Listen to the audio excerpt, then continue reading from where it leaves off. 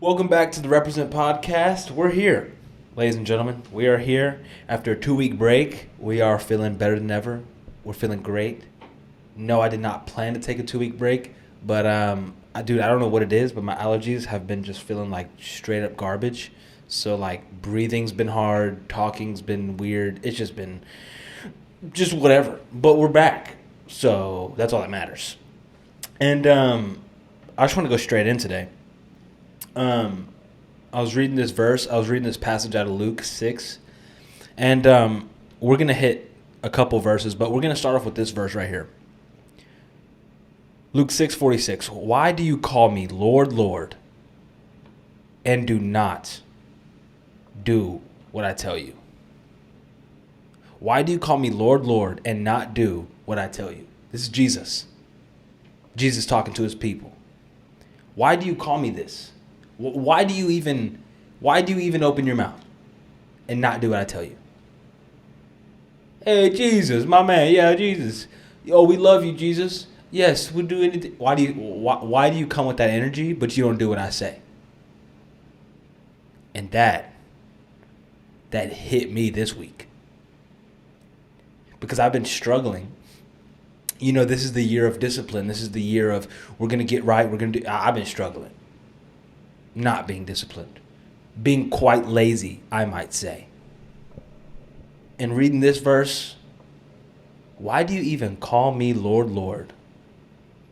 And you're not even going to do what I say? That's crazy. And I think we have to, as Christians, even regularly if we want to, we have to reevaluate where we are and see maybe where I need to be, where I want to be. Because this walk with Jesus, the question is not, do I love Jesus? The question is not, am I a Christian? The question is, am I living for him? Am I living for God? Why do we call him Lord, Lord, but we don't do what he says?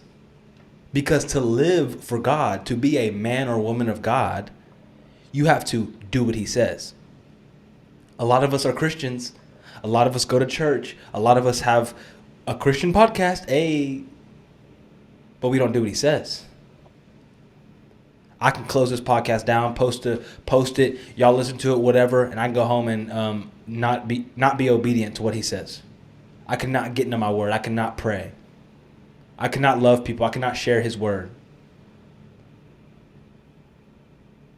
And then life's tough, or I'm ready to pray. I'm like, oh God, thank you for everything. God, I just love you so. And he's like, why are you coming with this energy now?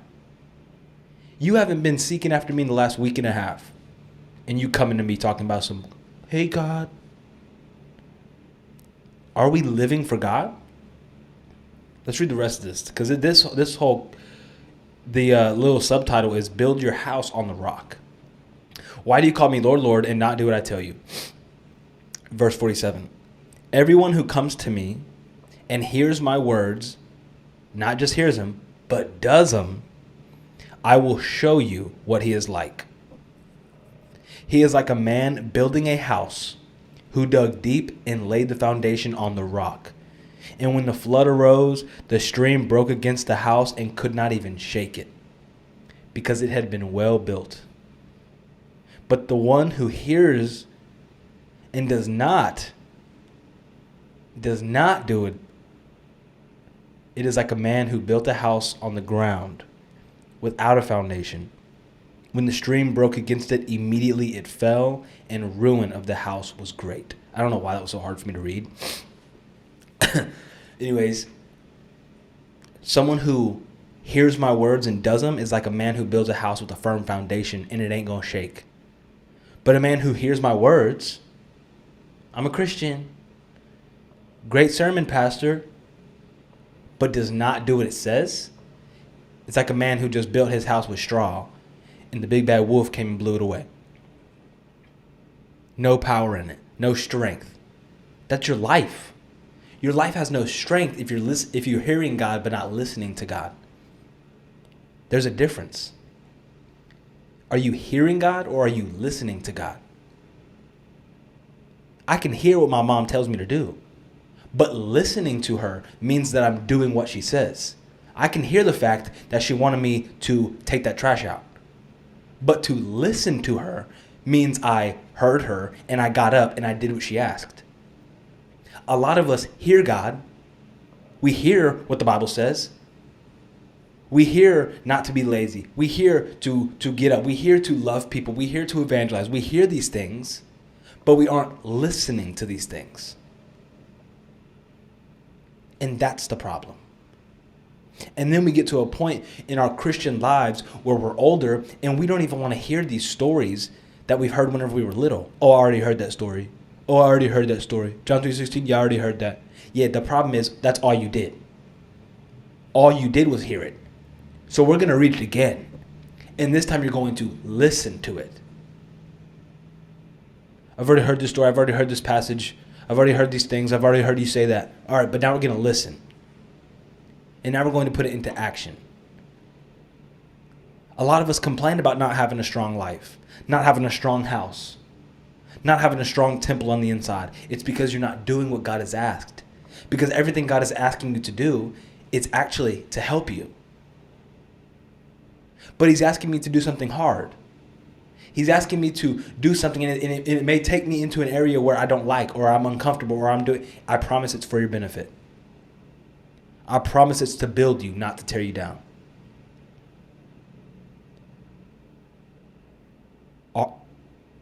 Are you going to God saying, Lord, Lord?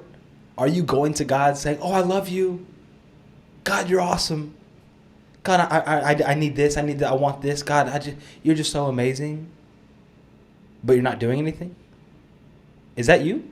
Because that's me. A lot of times, bro. That's me a lot. More than I would like to admit.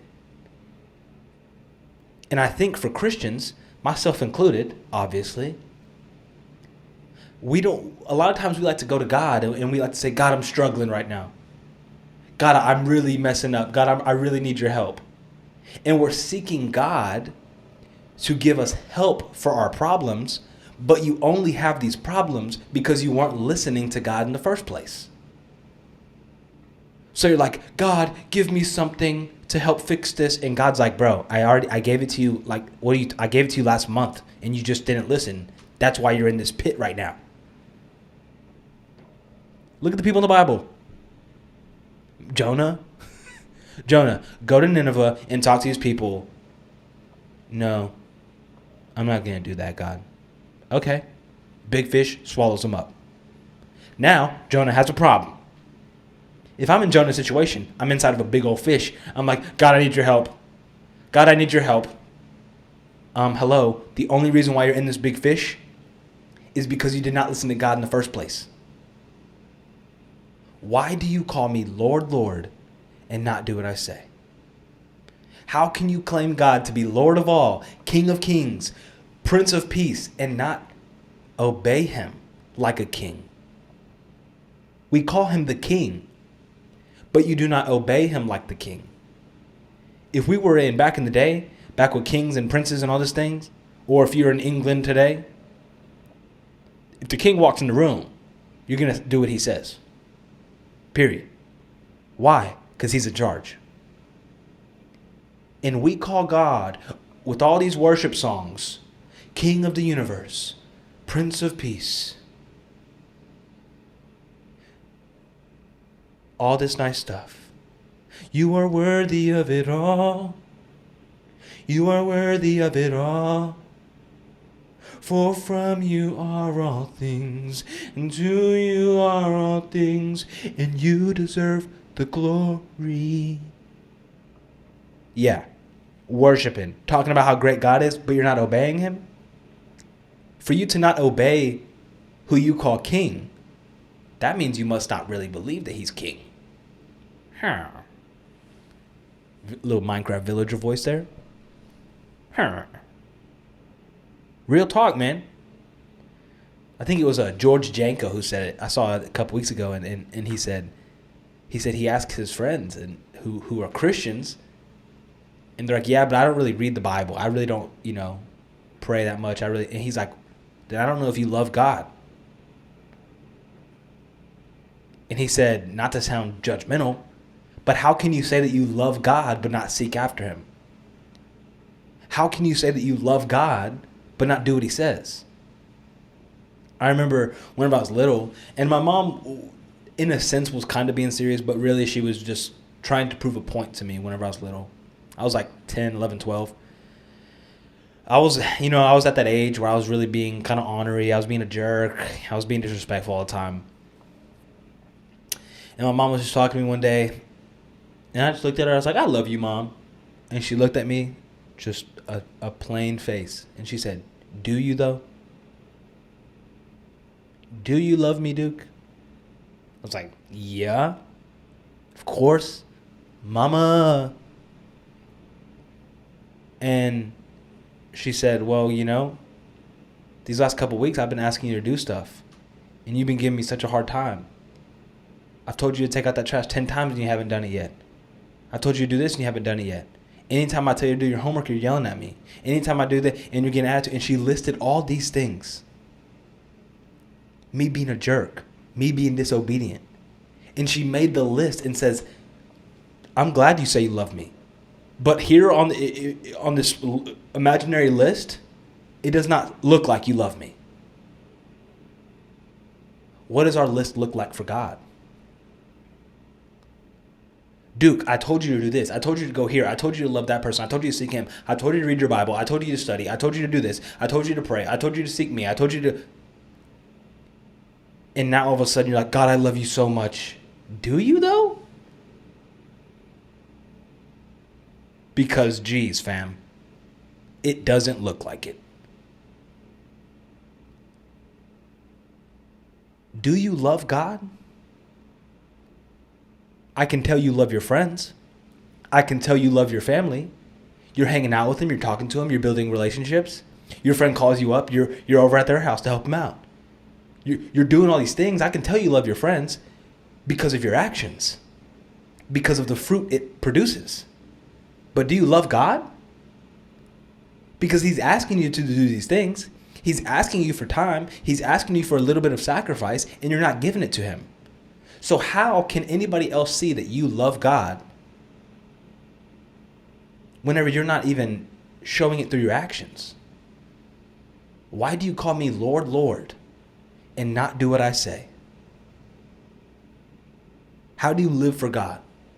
You love him. How do you love him? You do what he says. And let me tell you something. Starting off doing what he says, it may feel like a bit of a chore. Yeah, dang, I got to get my Bible. Forgot to read all day. It's like 8 p.m., 9 p.m. I forgot to read. I gotta read. I'll read my proverb of the day. I got to pray today. Next day. Yep, I got to read my proverb of the day. Or I got to read this chapter of the Bible. Yep. Next day. And eventually it becomes a habit. And then you start really feeling it. And you're really like, I want this. I want this relationship. I see the benefits it brings me. I see the joy in my life. I see the peace. I see his presence. But you're never going to get there if you don't do what he says. By seeking him. A lot of people, their life, their temple, their body looks like they're built on the sand. Ready to be pushed over. Ready to break down. Ready to mentally collapse. Mentally break down. Mentally give in. Why? Because God has all these things in store. You're just not going after them. You're just not living for him. What we do on this earth is to serve God. And a lot of the things that we do to serve God brings a benefit to ourselves. It's not about you. It's about God. But whenever you serve God, he takes care of your people. He takes care of you. His people, sorry. So I'm not a Christian because I'm scared of hell. They try to get little kids to believe in God because like, you're going to burn in hell. You don't want to do that, do you? Follow Christ. That's not why I'm a Christian. I'm a Christian because I love Jesus. And because I love Jesus, I'm going to do what he says. And because I do what he says, because I love him, because I adore him, I'm going to seek after him. And a little benefit of me seeking after him is he takes care of me. I know that in all things. I know that in all things, that God works for the good of those who trust in him. I mean, let's find us a little action in here, shall we, ladies and gents? And we know that for those who love God, not like, not claim, not just say Lord, Lord, but for those who love God, all things will work together for good for those who are called according to his purpose. Only if you love God, fam. Don't say you love me if you're not going to serve me. Don't say you love me if you're not giving me time.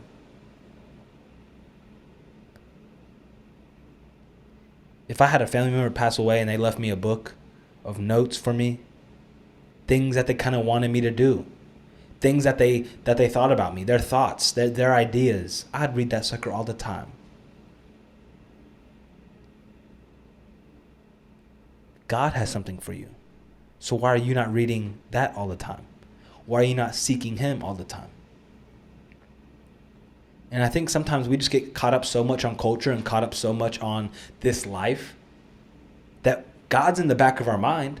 I'm a Christian, but for some reason, his value to us, we won't say this, but his value to us is small compared to everything in the world. I can see the world. I can see my struggles. I can see my plans. I can see these things. Oh yeah, God's back there. I love him. God needs to be the forefront.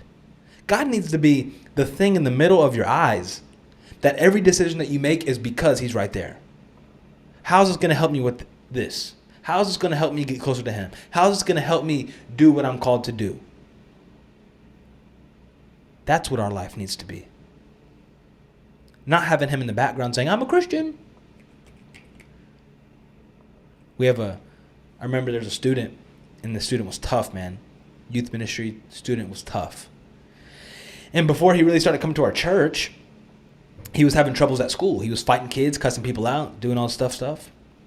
School would call the mom. Hey, we're having problems with your kid. And the mom was one of those moms. Not my baby. Not my child. And she would say this. He's a Christian. He would not do this. That was her excuse every single time. Well, fast forward, he starts coming to our church. Cussing, disrespectful, fighting, doing all the same stuff. Call the mom. Well, my baby wouldn't do that. He's a Christian. I'm like, fam. By the fruit, I don't know. Sorry to burst your bubble. But if he is a Christian, yikes. Junior high boy. It's natural. I'm not saying he's the worst kid ever. There's plenty of bad kids. I'm saying that's how we live. We live our life, and then all of a sudden we're like, oh, I'm a Christian. Like it's a background thing. No. That should be the forefront of who you are. I'm a Christian, and because I'm a Christian, this is how I'm going to live. I'm a Christian, and because I'm a Christian, this is what I'm going to do. That's how you live for God. You love him, and if you truly love him, you do what he says. The question is, do you love God? And the next thing, if you say yes, then prove it. You don't got to prove it to me, but prove it to God. Show God your love. Make some sacrifices in your time. Make some sacrifices in your day. Give him something. Tithe. Whatever's holding you back. Whatever is keeping you comfortable, give to God.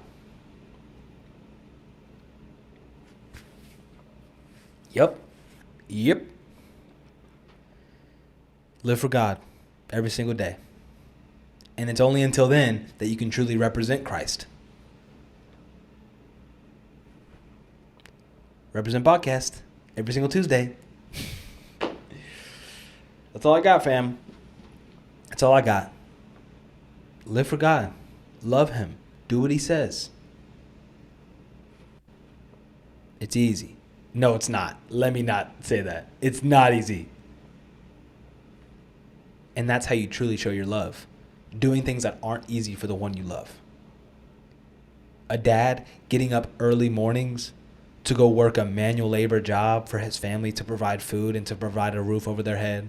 A mom, even if she doesn't work, staying home, cleaning the house, taking care of the kids, cleaning up dirty diapers, waking up while the kids crying, doing all this stuff, making sure the home is clean, cooking food. That's love. Is it easy? No. That's how you know it's real love. Because even though it's hard, they still do it.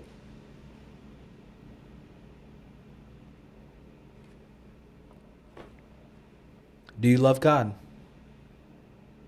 Look at yourself. Look at how you act. Look at what you do. Look at your relationship. You don't got to tell nobody. Be real with yourself. Does your actions, how you live, does it look like you love God? And if it doesn't, then something needs to change. Yep. That's about all, folks. That's about all I got to say about it, ladies and gentlemen. Represent Podcast.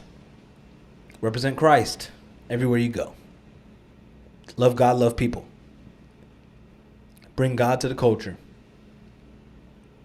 Bring God to the streets. Okay, that's all I got to say. That's Luke 6. Luke 6:46 or something. Those are the passages. Go after them. Live your life like them.